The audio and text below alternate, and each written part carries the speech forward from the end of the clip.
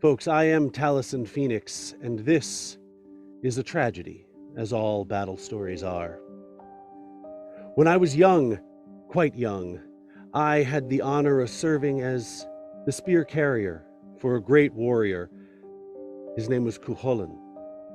And he and his brother, Ferdiad, fought together, were raised together, learned together at Sitha's knee on the Isle of Skye. And they together earned great arms in their trials. Ferdiad, an armor of horn which no weapon could pierce. And Cuchulainn, the great Gaebulga, a great and terrible spear which always found its target and left 50 exit wounds for every time it pierced its enemy. Now, many years after their training and after they had parted as brothers, not in blood, but blooded, Queen Maeve launched an attack in the great cattle raid of Cooley from Connacht to Ulster to capture the great bull of Cooley, which she was denied in trade and denied in marriage. She took by force, she thought. With all of the men of the Red Branch laid up sick, it lay to just Cuchulainn to hold the river that stood at the boundary between Connacht and Ulster. So I went with him in his chariot as he drove to hold the spear, the great Gaebulga, while he fought, for he would use it against no man, for he was compassionate, though the greatest of all warriors.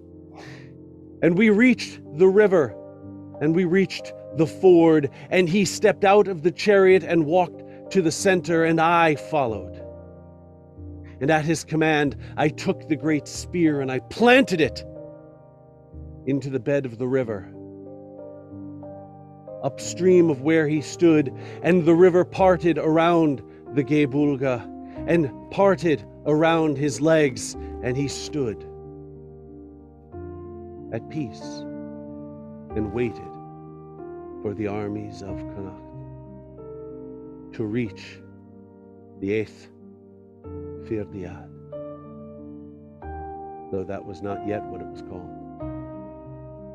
Now, with the armies of Connacht came many, many fighters and many warriors, and with them came Maeve herself in her chariot of gold, and with them came all the champions of Connacht, and with the champions came Ferdiad, brother of Cuchulainn, and bearer of the horned armor which no weapon may pierce. And though they had sworn as boys to never fight, and they hoped to avoid it in this fight, they both knew that there was a chance. And so Ferdiad hung back, for Cuchulainn could not. He was alone in the river. Maeve, thinking to easily overcome him, sent forth her soldiers, sent forth her armies, sent forth into the river every man of Connacht. And Cuchulainn, with tears in his eyes and no blade in his hand, broke them upon his fists and broke them upon his knees, and their blood ran downstream as fast as the water of the river itself. And they fell, and they fell, and they fell, and Cuchulainn wept. And at the end of the first day, with hundreds of her soldiers fallen at the hands of the greatest warrior ever to live, Maeve despaired. How could this be? She thought. And so she went to the ford where Cuchulainn stood, still, at peace. And she said, Cuchulainn, you earn much renown for yourself in slaying these common soldiers, mocking him. And Cuchulainn, not rising to the bait, simply replies, I do not come for honor, for I have plenty. I come for duty. And Maeve, infuriated, replies, then you will face my champions. Each will come, and you will be slain, for you cannot stand against the greatest fighters in the world, the champions of Connacht. And Cuchulainn stood at peace, calm. Let them come. And he held his place in the river that night, unmoving, downstream from the Gaebulga. And I kept vigil with him on the Ulster side of the river, on the bank, waiting. And I held my breath. For the next morning, the first of the champions of Connacht came, and he drew his mighty sword, and he held his great javelin. And before he even approached the bank or wet his boots, the javelin flew. And Cuchulainn, performing his great salmon leap, sprang from the water and landed atop the flying javelin and ran along its surface, kicking it up and catching it in his hand and throwing it back at the champion, square in his chest, and so the champion fell. And the tale repeated again and again and again, each champion making their best attempt, but Cuchulainn was unstoppable. He was great, he was powerful, and he was not to be moved. And at the end of the second day, Maeve despaired, for she knew that Ferdiad would not fight Cuchulainn, for they were brothers, and all knew that they had sworn never to face one another. But she had a plan. And so she called Ferdiad to her tent that night, and Ferdiad, being wise, knew why she called him. And so he walked into her tent, and she offered him wine, and he took it, and said, I will not fight my brother. And Maeve, quietly, said to herself, that's what he said. He knew you would not come. And then she sipped her wine. Ferdiad stopped, paused, not believing that his brother would say such a thing, but why would Maeve, his queen, lie? What do you mean by that? He demanded. And Maeve said, well, Cuchulainn simply said that you both knew that he was the greater warrior, and so you would be afraid to face him.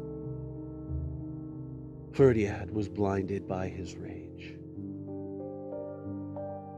And so he told Maeve that he would challenge Cuchulainn, and he would prove that he was as great. And Maeve smiled, for she knew that Ferdiad could not be harmed by any weapon. And so the next morning Ferdiad marched to the river bank, and Cuchulainn wept, seeing his friend coming, adorned in the horn armor which could not be pierced. And Cuchulainn, knowing he would never raise the Gaebulga to his friend, knew that they must stalemate. And as they reached for their swords, Ferdiad for the first time and Cuchulainn for the first time, the rasp as they came from the scabbard was loud enough to rattle all the kingdoms. And so they fought, and they fought, and they swung, and try as he might, Cuchulainn could not put a mark upon Ferdiad. But Ferdiad had much better luck. Ferdiad struck again and again at Cuchulainn, cutting him deeply over and over and over again, and finally, in desperation, Cuchulainn leapt in his great salmon leap, preparing to bring his sword down into the head of his brother, and Ferdiad saw it coming. He knew that Cuchulainn would try the salmon leap, and so he crouched, and his sword came up and stuck deep into the body of Cuchulainn, deep into his chest, and Cuchulainn fell beneath the water. And Ferdiad, believing his friend, his brother, his blood slain, began to weep. But a hand thrust out of the water and grasped the shaft of the Gebulga upstream and pulled it free of the river bed, and Cuchulainn rose from the water and grasped the great spear and thrust it through the horn armor of Ferdiad. And Ferdiad cried out, but that cry was nothing compared to the scream as the head of the Gebulga exploded. Out of Ferdiad, 50 wounds for every thrust, and Ferdiad was slain. And Cuchulainn wept and broke the Gebulga over his knee and picked up the broken, shattered body of his brother and buried it at the ford with the great spear. And that is how I saw the naming of the Ath Fhir Diad, the Ford of Ferdiad.